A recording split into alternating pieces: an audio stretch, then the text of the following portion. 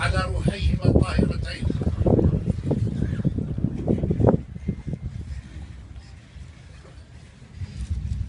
الإخوة الأعزاء، تتقدم لجنة الإصلاح، وأعتقد جازما أن الجهة الكريمة تشاركها في ذلك، للعشيرتين بالعرفان والتقدير، وتدعو المولى جل قدرته أن يقيهما من كل مكروه، ويبقيان ركنين منيعين أساسيين في هذا البلد الآمن.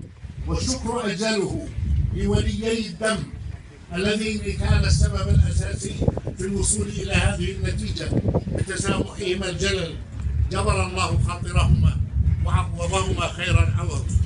أما الأستاذ الدكتور كامل العجلوني والنائب الدكتور حسني فتحي الشياب وكل قيادات العشيرتين وشبابهما، فقد كانوا عند الثقة بهم وعند الأمل المرجو، فلا نملك أن نقول لهم إلا جزاكم الله عما بذلتم خير الجزاء.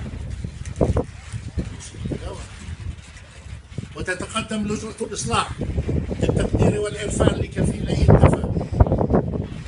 لكفيلي الوفا عشيرة بني هاني الكريمة، ممثلة بالأستاذ محمد حسين بني هاني، وعشيرة العيسى الكريمة ممثلة بالشيخ طلال الماضي، على جهودهم الطيبة والخيرة ودعمهم لجنة الإصلاح للوصول إلى هذه النتيجة.